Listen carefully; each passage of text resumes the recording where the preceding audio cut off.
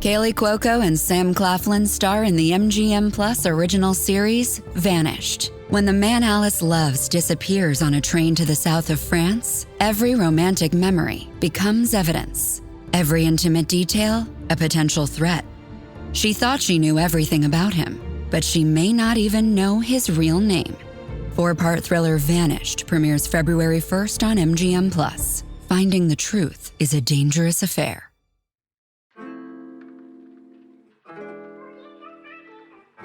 Good morning and welcome to the Morning 5. We hope you're faring well despite the ice and snow that's blanketed much of the country. Thanks for joining us today. I'm your host, Michael Ware, President and CEO of the Center for Christianity and Public Life. Today is Monday, January 26th, 2026. I'll read this morning from the 69th Psalm. Hear me, O God, in the multitude of your mercy, even in the truth of your salvation. Take me out of the mire, lest I sink. O let me be delivered from those who hate me and out of the deep waters. Let not the floodwaters drown me, neither let the deep swallow me up. And let not the pit shut its mouth upon me. Hear me, O Lord, for your loving kindness is good. Turn to me according to the multitude of your mercies, and hide not your face from your servant, for I am in trouble. O hasten and hear me. May God bless the reading of his word. Friends, again, thanks so much for joining us for the Morning 5. Let's jump into today's news. First up, more than 1 million people in the United States have lost power from this weekend's winter storm. And some places have been particularly hard hit. In Tennessee, for instance, according to the Wall Street Journal, more than 300,000 households lost power. Most of those were in the Nashville area where repair work could take days. Precipitation is projected to be mostly done by the time you're listening to this. But it will be freezing this week, so the snow and ice on the ground won't melt for a little while yet. More than 11,000 flights were canceled yesterday due to the storm. That's the highest number of flights canceled in one day since the start of the coronavirus pandemic, representing a little over 1/3 of all U.S. flight departures. Next news item, a new Gallup poll released yesterday provided insight into how artificial intelligence is used in American workplaces. About 12% of employed adults use it in their daily work, according to the data, and about 1/4 of respondents said they use it a few times per week. With that, I want to get into today's main story. On Saturday, federal agents pushed a man to the ground in Minneapolis outside of a donut shop after he intervened to help a woman who was being pepper sprayed. The agents from immigration enforcement agencies wrestled him to the ground. According to footage from the scene, pepper sprayed him, secured a handgun he was lawfully carrying but had not drawn. He was recording with his phone instead, and then shot him multiple times in the back, killing him. According to a detailed Washington Post review of multiple angles of videos from the moments before, during, and after the shooting, as many as 8 agents were attempting to detain the man. 37-year-old Minnesotan ICU nurse named Alex Preddy. The agents seem to have fired their weapons at least 10 times. Preddy is the third person shot in Minneapolis by federal law enforcement in January.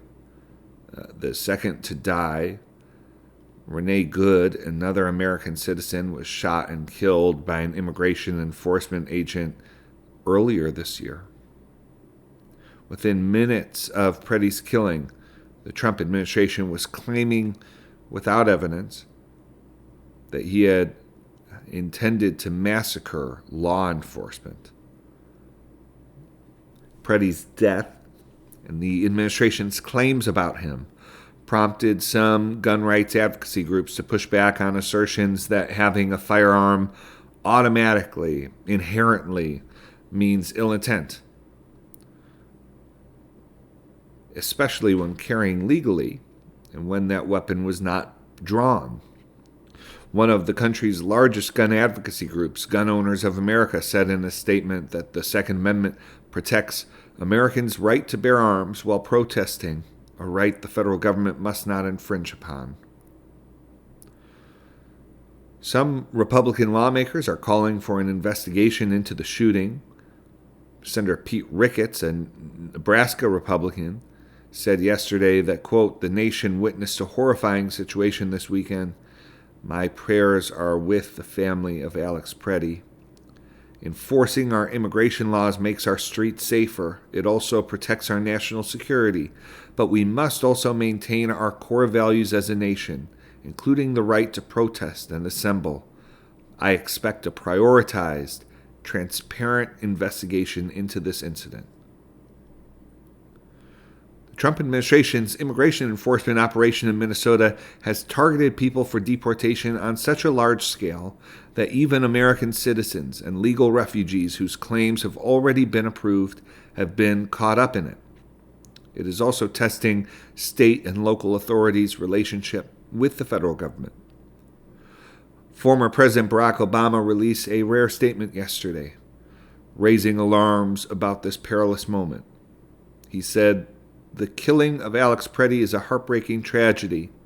It should also be a wake-up call to every American, regardless of party, that many of our core values as a nation are increasingly under assault." The U.S. Conference of Mayors, a bipartisan organization, also urged an end to this turmoil. They said in a statement, "As American mayors representing cities large and small, Republican, Democratic, and Independent, we state today with a united voice that this turmoil must come to an end. No American, regardless of their views on immigration, wishes for our country to continue to endure this unnecessary conflict. We mourn with those affected, and we stand with local leaders and local law enforcement courageously navigating this unnecessary chaos." Their statement continued, "Immigration enforcement can exist and function in this country without national upheaval. For now, another family is left reeling." Alex Preddy's parents, Susan and Michael, said in a statement that their son was, quote, "a kind-hearted soul who cared deeply for his family and friends, and also the American veterans whom he cared for as an ICU nurse at the Minneapolis VA hospital. Alex wanted to make a difference in this world," his parents said.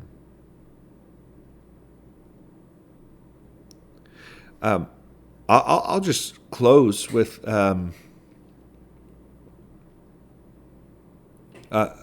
just a brief word, a brief personal word.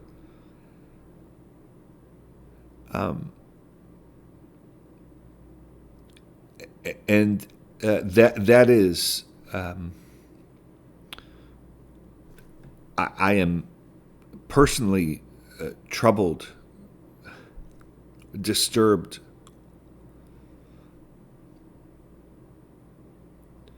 by both the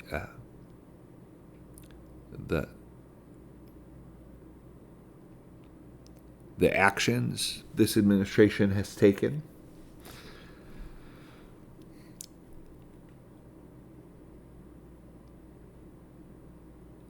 and also the callousness with which they take action. But one thing that has particularly troubled me over the weekend are demands being placed on the American people that they too must become calloused.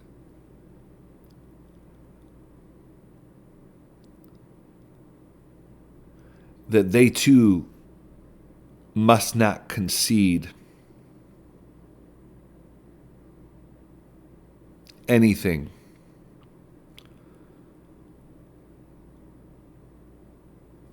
to critics of the Trump administration.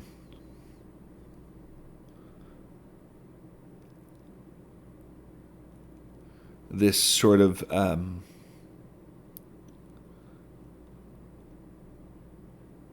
belittlement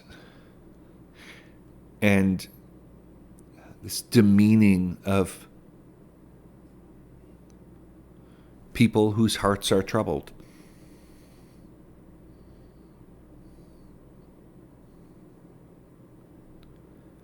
As if what it takes to be a good citizen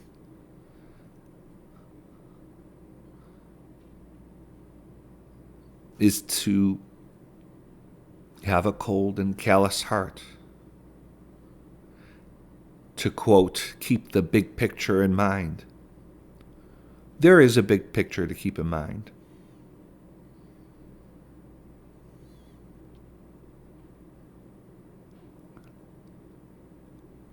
As a matter of fact, I'm not quite sure where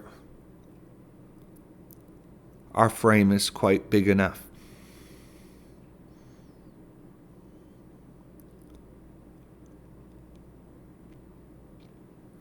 I'll end it there for today. But know that my prayers are with those in Minneapolis. My prayers are with you as you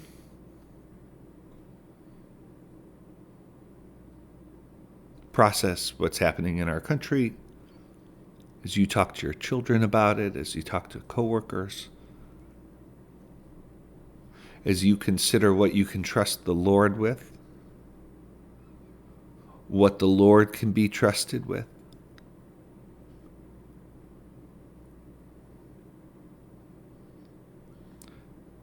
We'll keep following this story closely, and I may have more to say, but I think for today, let's end it there and bring this to the Lord in prayer. Dear Father, always near us, may your name be treasured and loved. May your rule be completed in us. May your will be done here on earth, in just the way it is done in heaven. Give us today the things we need today, and forgive us our sins and impositions on you, as we are forgiving all who in any way offend us. Please don't put us through trials, but deliver us from everything bad, because you are the one in charge and you have all the power, and the glory too is all yours forever, which is just the way we want it. Friends, thank you for joining me today. As always, the Morning 5 is brought to you in partnership with the That Sounds Fun Network, supported by the Center for Christianity and Public Life. If you'd like to learn more about our work at CCPL, you can visit ccpubliclife.org. Hope you have a blessed Monday.